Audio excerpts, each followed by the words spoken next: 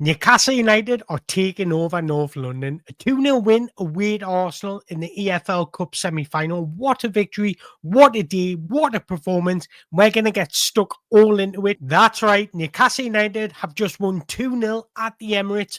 1 foot and 4 toes in the door of that final, in my opinion. What a performance it was. Firstly, before we get into it, I just want to say, if you have noticed that I've been quiet on Twitter, it's because my account's been suspended. I'm trying to get it unsuspended rather than starting all over again. So just be patient. Hopefully I'll be back up and running very shortly.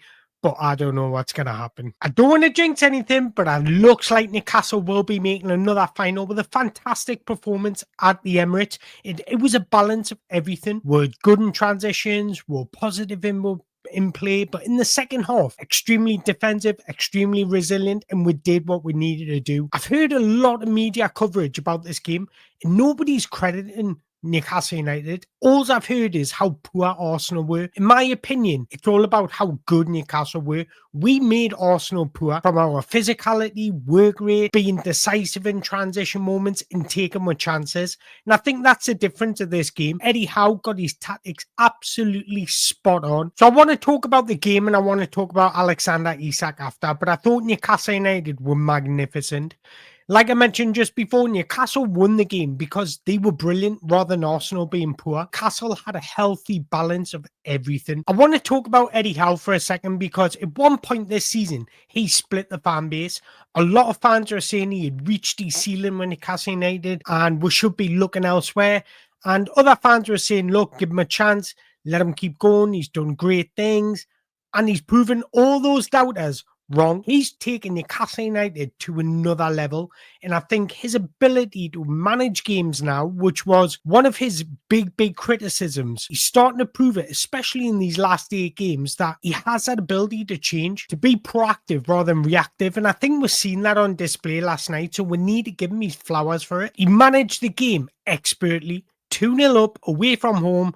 Let's be pragmatic. Let's be difficult to beat. And that's what we're seeing in the second half. And that's why it looked like Arsenal were the better team in that second half. But we allowed them to have possession. We controlled the game out of possession brilliantly yesterday. And I always speak about the importance of knowing your structure, closing the space when you haven't got the ball. That's what Newcastle United did like yesterday, and that's why Martin Odegaard was so quiet. We didn't allow him any space to operate. I love the way we just shortened the gaps, squeezed the pitch together. We're seen on full display Eddie Howe's ability. We went from a 4-5-1, which were counter-pressing and counter-attacking and good in transitions in the first half, to a 5-4-1 where we're a little bit more defensively solid when we were 1-0 up. And then he brought off Isak for Lloyd Kelly and went pretty much to a 5-5-0. Look, I'm not arguing against that. We come away with a victory. We come away with another clean sheet and a magnificent performance. At the minute, Newcastle are the hottest team in the Premier League, and I actually think we're the best team out of possession. We've got a combination of everything. We're the hardest workers. We've got a beautiful blend of physicality and intelligence because we'll pick our moments to press. We'll pick our moments to go forward.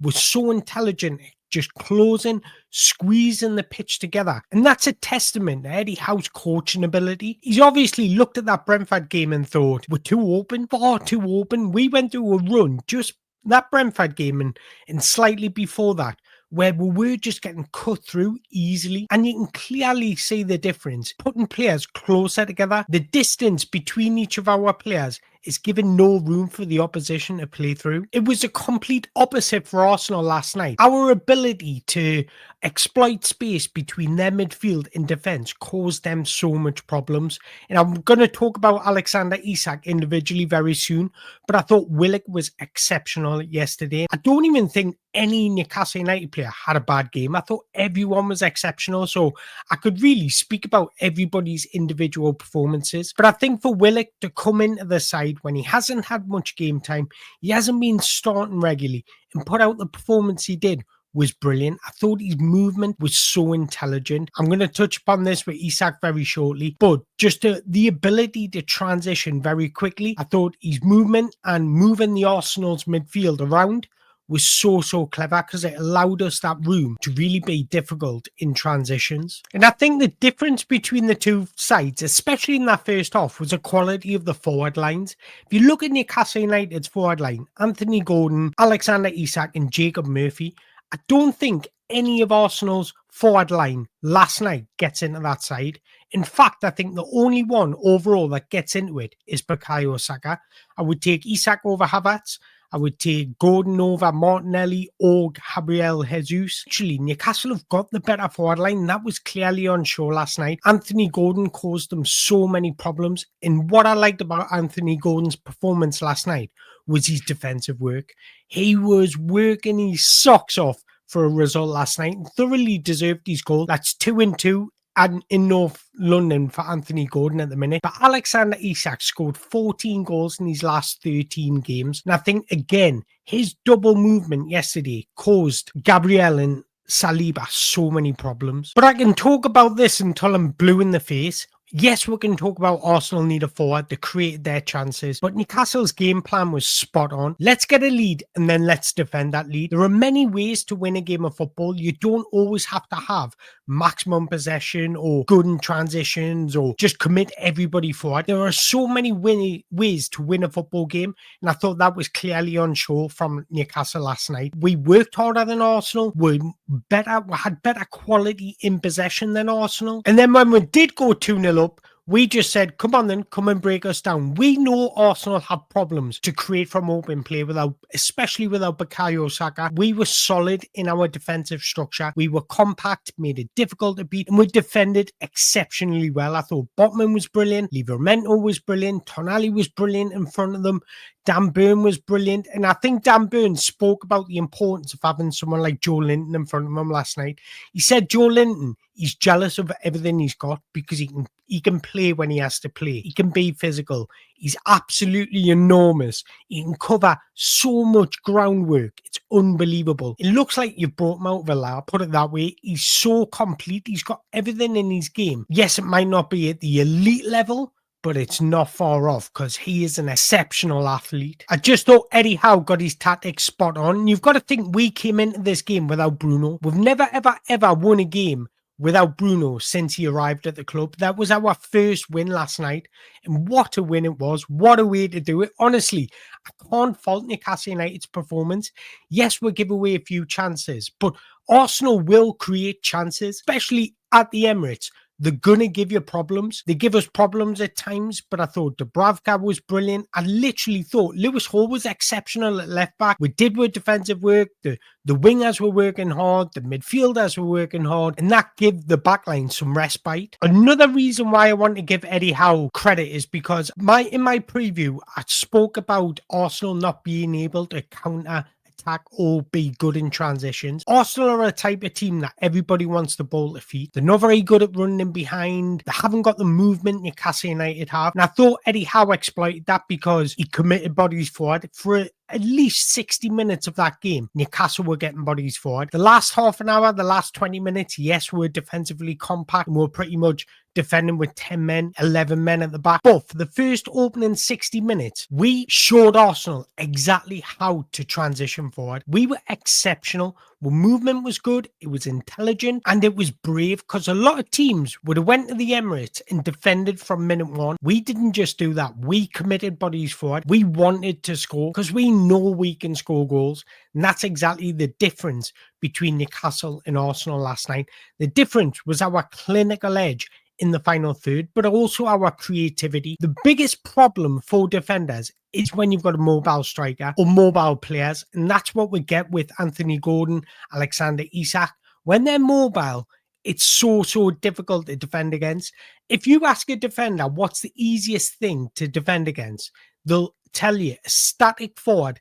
That's everything's in front of them. We got Arsenal facing their own goal, and Gabriel and Saliba couldn't cope with it. And Newcastle just delivered a very professional performance. being brave in the first 60 minutes and then switching to a back five, being compact, and that just invited pressure on and allowed Arsenal to control the game, but they weren't really opening us up, and that's a credit to our defensive stability. But again, I thought the difference between the two sides was the centre forward, so I want to touch upon Alexander the Great. I cannot compliment this boy enough. I think he's got everything. Performance last night was so well-rounded, and it showed exactly to Arsenal what they're missing. Arsenal undoubtedly for a couple of years now have needed a striker. They could have had Alexander Isak, and like I mentioned earlier, if Arsenal had had Isak up front with Gordon, they probably would have won that game. He was consistently dangerous and always on the move. Isak's got unbelievable talent on the ball. He can create shots for himself. He can isolate defenders in one-on-ones and make them look like Bambi on ice. His ability to glide with the ball is exceptional. My favorite thing about him is his movement. He was so good with his movement yesterday. His double movements, what I like to call them. He looks like he's coming in short. And then as soon as Tonali or Joe Linton or a midfielder picks up the ball, he spins in behind. Might not always get it, but if the midfielders have a quick speed of thought, he's always in on goal. And that makes Newcastle so good at counter-attacking in a major threat in transition moments. And aside from that, it allows him to move into the channels. What does that do? It creates space for himself, but it also allows him to isolate defenders in one-on-one situations, and he's exceptional once he does that, because his ability to glide and maneuver and manipulate opponents with the ball is exceptional. And when the ball did arrive to his feet, he was strong with his hold-up play. I just thought it was a complete overall centre-forward performance. In reality, the Arsenal centre-backs just couldn't handle him. And I love this stat from him. 50 goals in all competitions since arriving at Newcastle United. Only Premier League's Haaland and Salah have scored more in that time. That is absolutely unbelievable. He's just a dream, and he's probably added an extra 30 to 50 million on his price tag. We take a 2-0 lead back to St. James's Park. Now, I've heard a lot of people speak about the 2-0 lead. It's one of the most dangerous leads to have, because you don't know whether to sit back, be pragmatic, or get forward and just play a natural game. Whereas for me, I just think we need a similar performance. First 60 minutes, be threatening in transitions, take the game to Arsenal, and then if we do go 1-0 up, or if it is 1-0 to Arsenal, let's be pragmatic, because we know we've got that resilient side. Enough about me. I want to hear from you guys. Let me know what you made of last night's performance. Let me know what players stood out to you, and do we really have one foot in the final? Let me know in the comments below, and until next time, thank you very much for your time.